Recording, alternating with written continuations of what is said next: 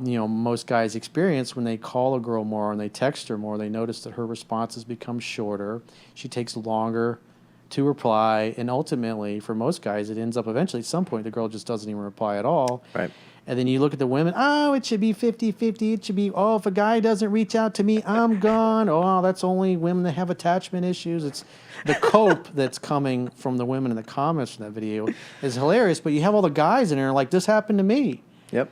And so you got all the women going, this is not true. And you got the overwhelming majority of dudes that are like, this has been my experience. And what Corey is saying is totally accurate. So that particular video has the right amount of agitation along with truth that, because the women have their perspective, which they're kind of regurgitating what they've been told. Most women don't understand how attraction works. Right. But the guys have all had this experience where they met a girl. She seemed to be really into him. She was texting him a lot at first. And then over the course of a couple of weeks, it just tends to fizzle out. And the guys don't understand that. And then the women are like, you got to tell her how you feel. You got to let her know. You got to text her more. You got to call her. Send her flowers. Tell her you love her. Tell her how much she means to you. It's like they don't care. They only care about how they feel about you. Yeah, I think it's crazy how many guys are in a state of confusion. Like, I think they want us to be in a state of confusion. And even simply as with girls, it's like you're taught to not even trust your own actions or experiences. You're being taught to listen to what other people say. For example, like you said, they have their own experiences of getting their hearts broken from girls, doing the 50-50, texting and FaceTiming just as much or even more probably. And then they experience a heartbreak. But then they see all these girls in the comment section saying, no, that you just dated the wrong girl. And so the biggest thing, and then these guys get confused, like, damn, I've experienced this, Corey's saying this, but then these girls are saying this. And I think guys just need to understand is, no, dude, you need, like, a superpower is just looking at people's actions. Like, you should get used to using when you're on these other shows and podcasts when you're talking to the girls. It's like, tell me about the guys that you date. Yes. Don't tell me what you just told me it's supposed to be 50-50. Tell me about your boyfriend. He's toxic. Dated. He's asshole. What was he like? The guys that you love the most, that you really had the strongest feelings for.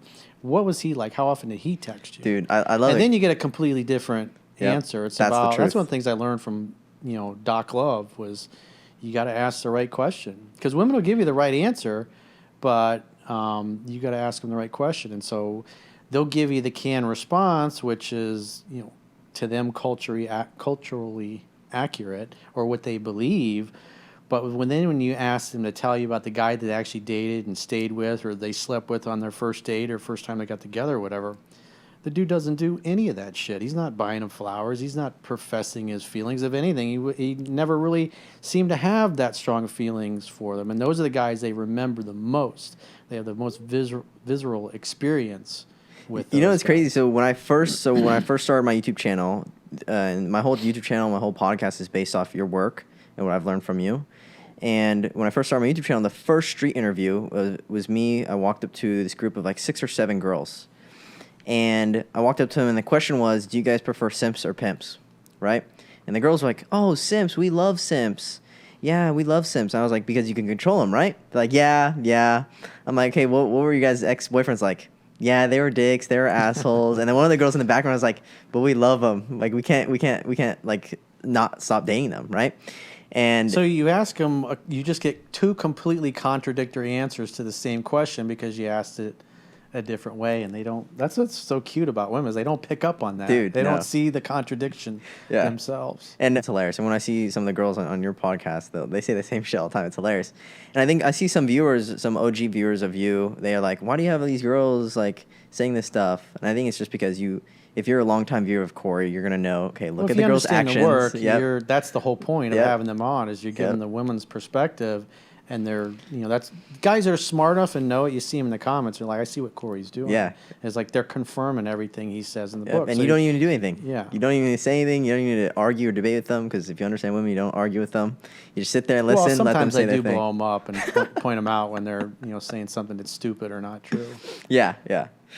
That's one thing. When I hopped on that whatever podcast, the one that went viral with me, like, I was not trying to really get in any arguments or debates, but it just so ended up happening. I ended up roasting some chick and it went viral, because she was fat. Why can't everyone feel like a 10? Everyone has flaws, though, so nobody's perfect. We're looking at a number scale now. It's based on results. Your Results. outcomes. Well, what sort of results? Like, how many people am I fucking? Even ugly girls can get laid. The real question for women is, How many guys want to marry you?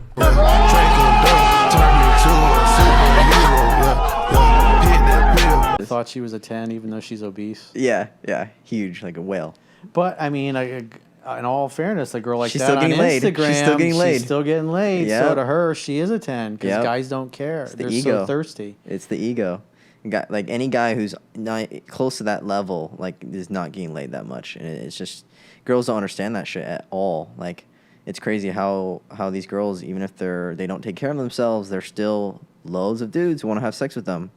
And it just shows that men are actually in power and guys actually have control. Because if all these dudes actually had standards for themselves, all these dudes realized, no, dude, I want to have standards for myself. I want to date a girl who's like this, and I'm going to hold off until I find a girl like this. Maybe it's a unicorn. Who cares, right? But if you have those standards, like I think it's going to put girls to be like, oh, shit, I have to actually start working harder. I have to start trying harder. And that's why I tell guys, like, yes, you have to walk away from a lot of these chicks. And, it might not be the chick for you, but what you're going to show that girl is like, damn, like she missed out on a good dude because she wasn't what you wanted. And it really sets girls back into their default settings of their ego. Like, oh, fuck, I just missed out on a really bomb-ass dude because I couldn't set my ego aside. And it is what it is. But, yeah, maybe the next dude can Yeah, most have guys that. haven't had the experience of rejecting a girl or rejecting a really hot girl. Yep. And I remember when I started experiencing that in my early 30s on a regular basis, it's like the first few times I did it, I was like, this girl posed for Playboy, and I don't even want to go out with her again, and I don't feel bad about it. Yeah. I mean, I felt weird. It felt unnatural because up until that point, that wasn't the majority of my experience at that point. But I was just, I didn't like things that were going on in her life, or I was just in how she was. I had choice at that time because I had several different women that I was dating, and I was constantly out socializing, so I was constantly meeting new women. And like I said, most guys have never had that experience of rejecting the hot girl Yep. and blowing her off or friend zoning her, which typically makes them want you even more. But that's why it's hard for those dudes. They got no game, and so they get a girl that's prettier than like even the obese girl that you were on the podcast with. It's they like the fact that the girl is into them, even though body style. It's like because if a woman neglects herself like that, especially at a young age, she's going to neglect you. Correct. Yeah. Those are the women that have a couple kids and they just get really big and they don't lose any of the baby weight. And then it's just the wife is just waiting for him to get home so she can just rip into his ass at night and complain about whatever it is she wants to complain about. And he's just hoping maybe once a month he can bust a nut. Maybe every other month Yep. he can bust a nut and It's go still to work. it's still the dude's faults though for dating Yeah. her. It's still the dude's fault at the end of the day. It's like if it always leads back to the dudes. Always. Why women behave this way? Probably because of her father. Probably because she had a bunch of other simps in her life. Or there was no dad in her Yeah, life. or none. She's raised by the streets, basically. Yeah, and there's one thing I brought up on the whatever podcast is the red pill. They don't talk about daddy issues. And daddy issues, dude. I've dated some girls with the craziest daddy issues, and I just was never told this thing. And it's like, you should love all girls. Just look at looks, like, and just value whatever. And I was never very picky until I started learning about daddy issues, which I learned from you and your stuff. And I was like, holy shit, that's so true. Every single girl I've talked to who I was in a bad relationship with, or was just crazy, cheater, whatever, no dad. Bad relationship with the father. The dad was a simp. And it's so true. And that's one thing a lot of red pill guys don't talk about. So I try to talk about that on the podcast as well. I made sure to ask all the girls, how's the relationship with your father? None. Bad. Cheated He's on an my asshole. mom. Yeah. He's a narcissist. And I'm like, I just looked at the camera and you can see the chats, like the live chats. And it was like, WW, like, this is so true. Like, obviously she has no dad. And it's like, it's crazy. Because the only way you can actually change yourself, and the reason why these girls don't change themselves is because There's they're no not emotional reason to change. In other words, Right. they don't, because people do more to avoid pain than they do to gain pleasure. Right. And for them, they're gaining pleasure, so they're getting positive reinforcement. So why Yep. should they change? Yep. If they cheat on one guy and he gets pissed off and he leaves her, there's fucking 3 more that are begging to spend time with her. She didn't care. And if she has an Instagram with only 300 followers, there's thousands of dudes. It's absolutely insane. How many girls? If a girl only has 200 followers, she's getting thousands of DMs. Blue check marks, verified rappers are in her DMs. Like, it's nuts.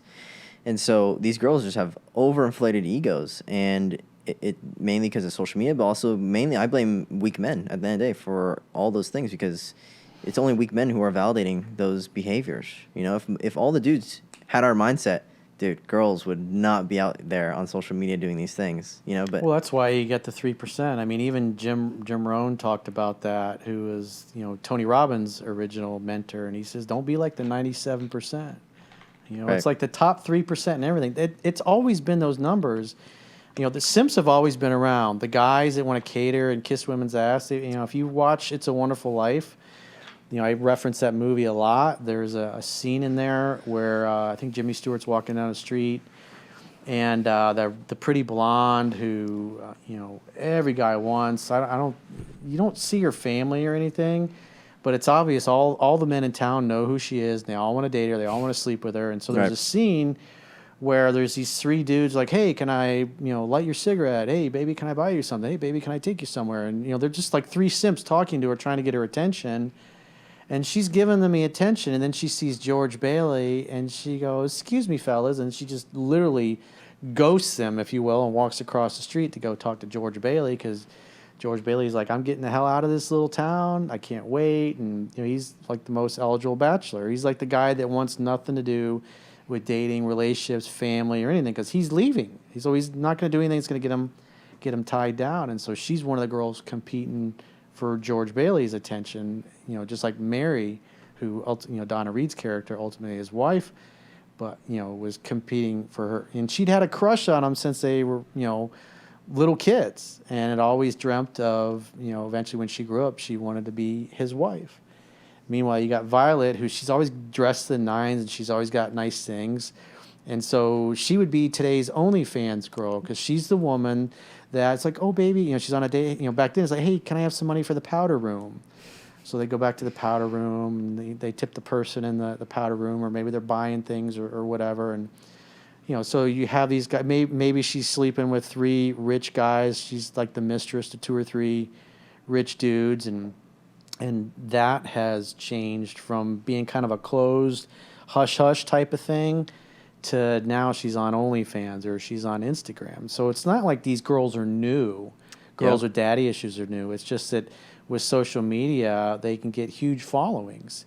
And, you know, we all see them. And we see the things they say. We see the things that they do.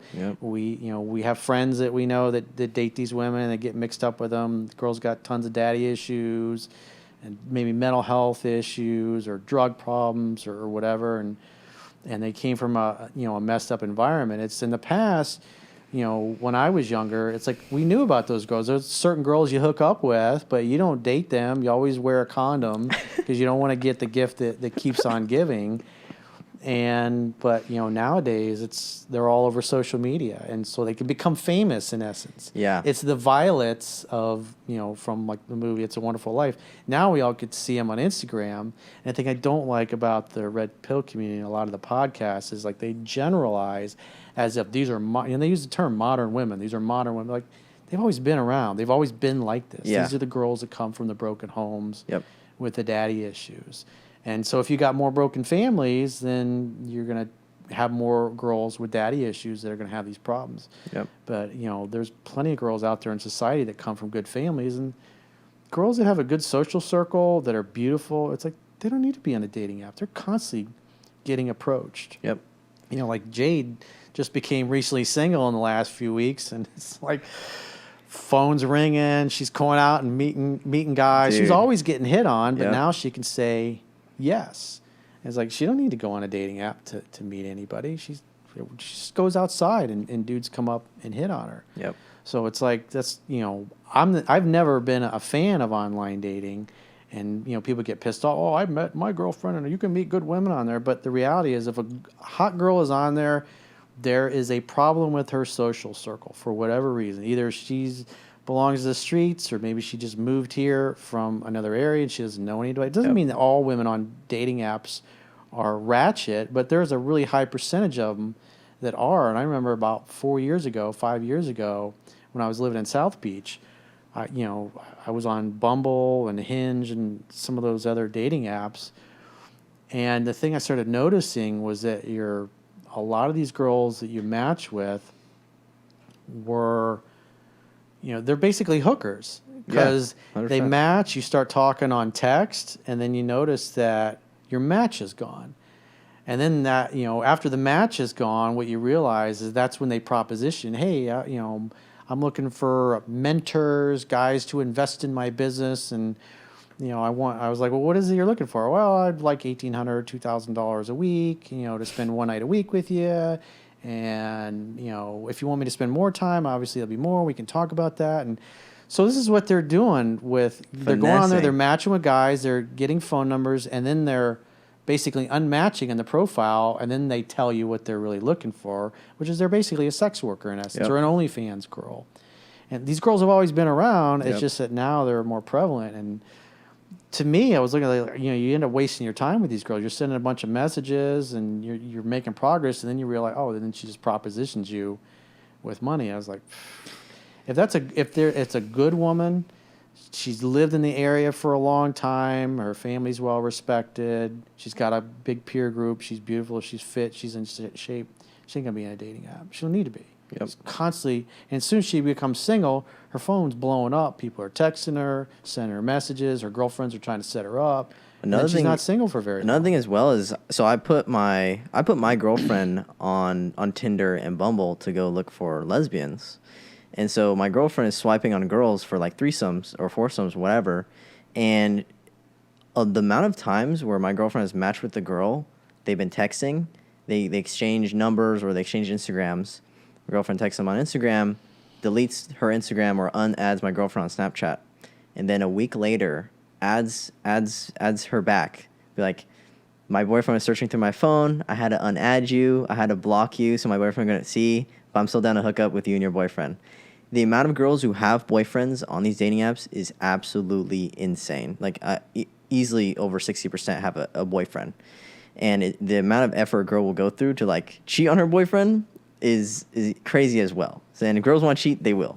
Yeah, character's 100%. Destiny. And yeah. That's who she is. And your goal, your mission, if you choose to accept it, is to figure out as quickly as possible what you're dealing with. Yep. But that's a key tell. If she got no father, hates her dad, he's a narcissist, has no relationship, never had a good stepdad or a grandfather or an uncle that stepped into that role, and every time I talk about this, I get a lot of women that are in that situation. We're not all like this. Not all strippers are bad, or whatever it happens to be, which is true. Not all of them are horrible, but the majority of them, maybe 97, 98% of them, are like I said, back in my day, these were just the girls that you knew were sleeping with everybody. Like there was a girl in my class who was a cheerleader. She was beautiful. And one of my friends dated her and hooked up with her, and he was thinking, I'm going to date her. But one of our mutual friends was like, hey, she was just fucking so-and-so last week, and then 2 hours before she fucked that guy, she was fucking another guy who was also on the football team. And, her parents had split up, and it's like, she slept with a lot of dudes, man. She slept with, a lot of guys in the football team. We all knew that. And I should say we learned that, and especially learned that, after we graduated. Everybody that dated her or hooked up with her never considered her girlfriend material because she was sleeping with half our class. Yep. But it was fun to hook up and to get laid and to bust a nut when you're in high school. And she was hot. She was a cheerleader. And now she's obese. She's, I think, on her second marriage, maybe. I think she's second marriage. She's had kids. She's still a cool chick. I'm friends with her. I like her. But she's obese. And she just totally let herself go. Yeah. And the guy she's married to he's a pussy. He's like a pushover. That's the only guy she's going to date. Because any guy who understands this shit or even knows that history is like, I'm good. Like, I know. Any guy who understands, like, look at a relationship with her father, understand, like, the history. Because obviously the history is going to tell you the future and things like that. Current events form future trends, as Gerald Celente says. Yep. And, I always, that's one thing I mentioned on the podcast as well, is like, if I'm looking, these girls are trying to tell me that they're high-quality chicks, and all these girls were basically OnlyFans chicks, for sure. And they're all telling me, oh, no, I'm a high-quality dude. If I came to a guy who had no idea I'm on OnlyFans, I'm like, dude, look at your Instagram. It has a link in bio to your OnlyFans. Not only that, even if you don't have the link in bio to your OnlyFans, I could just look at a girl's Instagram. I could tell, okay, yeah, she knows a lot of dudes, right? Because, dude, girls on Instagram, they're not good. Girls are not going to be on Instagram posting a bunch of pictures of themselves, right? And girls love to use that excuse. Or they of, will, but it's very modest. They may post a few times a year. If they have a boyfriend, they'll post something and say something sweet about them. But it's like they very, very rarely post. Yeah, and they're not trying to get the attention. Yeah, most girls are not using Instagram either for like business or anything. It's mostly just for attention and validation, mostly from dudes. Because if they wanted attention and validation from their girlfriends, which is what they usually say is, "Oh, I use Instagram so I can be connected with my girlfriends so they get to see my posts." Like, then you would just send the picture to them one-on-one, right? Why are you sharing it to the whole world? There's got to be a reason why. And usually the reason why is because they're trying to seek attention and validation from men. And you ask those girls, "Hey, what's the relationship with your father?" That giveaway right there as well. Yeah. It's like, dude, obviously there's a reason why all these girls are on these dating apps and on social media. And yeah, I'm like super aware of all these things. And it's super important to look at these things. And it's crazy how many guys don't understand these subtle things. It's not even subtle, but it's like, dude, these guys are totally brainwashed by just how hot the girl is. It's like, dude, you guys are retarded. I think once you get past a certain point of, getting with enough girls, you stop caring about sex. You stop caring about how hot the girl is. You purely just care about, is this girl gonna be an asset to me? Easy going, easy to be around. Yeah. Is she gonna help me? Does she communicate well? Yeah. Is she gonna make my life easier? Is she gonna be at my house cooking, cleaning, taking care of that stuff? Is she gonna be, adding that very nice, peaceful, feminine energy? Or is she gonna add like some crazy stuff to your life? And it's crazy how many guys don't value that stuff. And it's mainly because they just have lack of sex, lack of options. And like you said, it's like when you dump that super hot model, I guarantee there's a bunch of simps who'd be like, "What? Corey's crazy. I can't believe he dumped this chick. She's so hot." It's like, dude, they lack options. And it's sad because a lot of guys I see nowadays is they're lacking like guys at their level. Like me and my brother Nathan, like it was only us two who at that level. And we noticed every other guy when we were dumping chicks who were super hot, every single dude would be like, "Oh, you guys are dumb. You guys are retarded for dumping that chick. You made such a big mistake. You guys are going to regret it." Like, dude, these guys have no idea. And it was only me and Nathan who were on that same level of understanding these things, mainly because we read your book. And it's crazy how much power comes to it when you realize that, none of that stuff really matters except for the character of the girl and who she is.